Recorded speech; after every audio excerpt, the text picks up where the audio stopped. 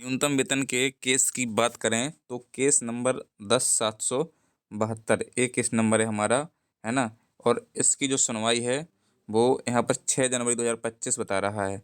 अभी भी मतलब सुनवाई जो है पेंडिंग दिख रही है। यहाँ पर देखिए आप लोग, अभी पेंडिंग का स्टेटस आ रहा है। तो दोस्तों अब न्यूनतम वेतन का जो मुद्दा है बहुत ही गरमाया हुआ है। आदेश धड़ाधड़ जारी हो रहे हैं श्रम विभाग से, लेकिन कुछ पता नहीं चल रहा। जो 12/12 का आदेश आया था उसमें कन्फ्यूजन थी, और जो 30/12 का आया उसमें जानकारी क्लियर कर दी गई कि हम वेतन अभी नहीं बढ़ा रहे हैं। तो उसी को लेकर के अब जो श्रमिक संगठन हैं वो लगातार प्रयास कर रहे हैं और विरोध भी यहाँ पर जताने लगे हैं। तो एक भोपाल से बहुत ही ज़रूरी अपडेट हमारे पास आई है, तो हम इस चैनल के माध्यम से और इस वीडियो के माध्यम से आप तक बता रहे हैं। यदि चैनल पर नए हैं, चैनल को सब्सक्राइब जरूर करिएगा, है ना। चलिए करते हैं खबर की शुरुआत। तो देखिए अब भोपाल से प्रकाशित हुई है, 30 मिनट पहले ही प्रकाशित की गई खबर है।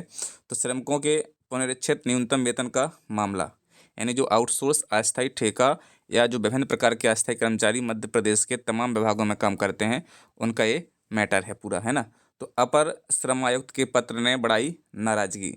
जो 30/12/2024 को आदेश आया था उस पत्र की यहाँ पर बात की गई है। श्रमिक नेताओं ने कहा ये बर्ताव ठीक नहीं।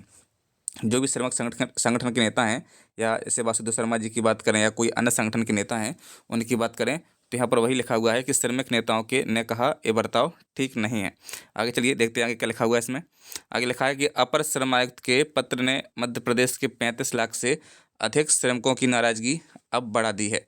3 दिसंबर 2024 को हाईकोर्ट की इंदौर बेंच ने न्यूनतम पुनरीक्षित वेतन पर लगी रोक हटा दी थी। तब से श्रमिक अप्रैल 2024 से वेतन लागू करने और एरिया सहित दिलाने के आदेश जारी होने का इंतजार कर रहे हैं। वहीं हाईकोर्ट के निर्देश के बाद कुछ सहायक श्रम आयुक्तों ने एरिया सहित पुनरीक्षित वेतन देने के आदेश जारी कर भी दिए थे, जो हमने आपको बताए थे। जैसे कि सीधी से आदेश जारी हुआ था, गुना जिले से भी आदेश जारी हुआ था, अन्य कई जिलों से आदेश भी जारी कर दिए गए थे। अपर श्रम आयुक्त ने वरिष्ठ कार्यालय के निर्देशों का गंभीरता से अध्ययन करने की सीख देते हुए सभी से इन आदेशों में संशोधन करने को कहा गया। यानी जो 30/12/2024 को आदेश आया था उसमें यही लिखा था कि आप लोग अच्छे से उस आदेश को पहले पढ़ा करिए, उसके बाद आदेश निकालिए। आप लोगों ने बिना पढ़े ही वो आदेश निकाले हैं, इसलिए उनमें आप संशोधन कीजिए। यदि आप आगे से ऐसी गलती कर दें तो आपके ऊपर कार्रवाई की जाएगी। ऐसा 30/12/2024 को श्रम विभाग का एक आदेश आया था। यदि आपने वो आदेश नहीं देखा है तो आप जाके हमारे चैनल पर डला हुआ है उसको आप देख सकते हैं, है ना। अभी 1-2 दिन पहले की बात है।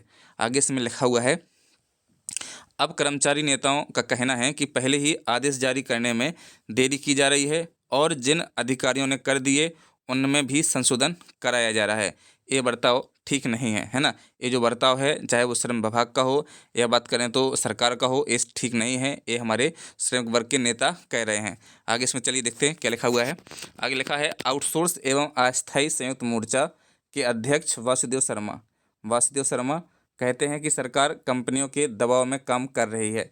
स्टे हटने के बाद भी आदेश न निकालना बताता है कि 35 लाख कितने हैं 35 लाख से अधिक श्रमिक कर्मचारियों के आर्थिक हितों के प्रति सरकार गंभीर है। सरकार कंपनियां मिलकर 9 महीने के एरियर्स को भुलाना चाहती हैं। यानी जो सरकार और कंपनियां हैं, ये वासुदेव शर्मा जी ने आरोप लगाया है कि भाई सरकार और कंपनियां मिलके जो हमारे आउटसोर्स ठेका अस्थायी दैनिक वेतनभोगी कर्मचारियों का एरियर्स है पिछले 9 माह का, वो जो है गुमराह करके वो एरियर्स खाने की जो है फिराक में है। इसलिए ही श्रम आयुक्तों ने यह पत्र जारी किया है। अब पंचायतों, स्कूलों, छात्रावासों के अस्थायी कर्मचारी भी न्यूनतम वेतन मांग रहे हैं। सरकार इस मुद्दे पर बुरी तरह फंस चुकी है। आदेश निकलने में जितनी देरी करेगी सरकार की उतनी अधिक किरकिरी होगी। ये भी वासुदेव शर्मा जी ने कहा है कि भाई जितना आप लेट आदेश निकालेंगे उतनी ही सरकार की बेइज्जती होगी। आगे लिखा है, बता दें कि राज्य सरकार ने अप्रैल 2024 में श्रमिकों के लिए न्यूनतम वेतन पुनरीक्षित वेतन लागू किया गया था। इसमें 25% वृद्धि हुई थी। औद्योगिक इकाइयों ने आपत्ति करते हुए जो है हाईकोर्ट की इंदौर बेंच में याचिका दायर की थी। कोर्ट ने पहली ही सुनवाई में स्टे दे दिया था और श्रमिकों से 1 माह दिया गया बढ़ा हुआ वेतन वापस ले लिया गया था, जैसा कि आप सभी को अच्छे से पता है।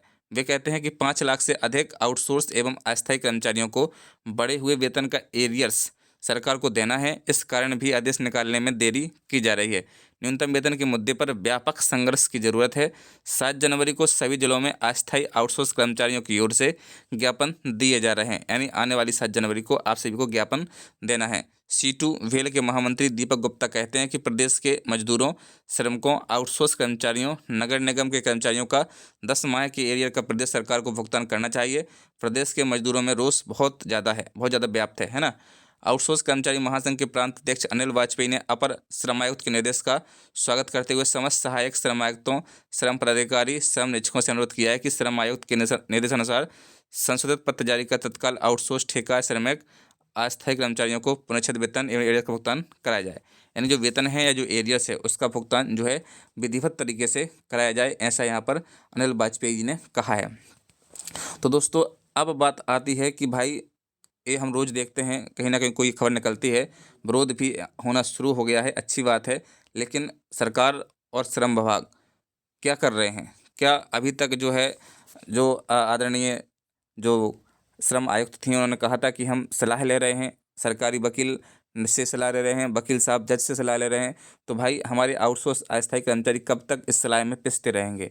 उनको भी जो है बढ़ा हुआ पेमेंट कब मिलेगा? तो दोस्तों कहीं ना कहीं ये बहुत ज़्यादा गलत हो रहा है हमारे श्रमिक वर्ग के साथ, चाहे वो आउटसोर्स कर्मचारी हों, ठेका कर्मचारी हों। अब हम सभी को मिलकर के आगे चल के लड़ाई लड़नी पड़ेगी, तब जाके कहीं ना कहीं होने वाला है। तो आप 7 जनवरी को ज्ञापन जरूर दीजिएगा, जैसा कि हम आपको हर वीडियो में बता रहे हैं फिलहाल कि 7 जनवरी पर फोकस कीजिए। आप लोगों को हर ज़िले में ज्ञापन देने हैं, तब जाके सरकार पर दबाव बनेगा, उसके बाद ही जो है श्रम आयुक्त स्पष्ट आदेश करेंगे। दोस्तों चैनल पर नए हैं, चैनल को सब्सक्राइब जरूर करिएगा। फेसबुक पेज पर नए हैं तो फेसबुक पेज को फॉलो करिएगा, ताकि आने वाली अपडेट हम आपको देते रहें। चलिए मिलते हैं नए वीडियो में नई अपडेट के साथ। जय हिंद, जय भारत, टेक केयर।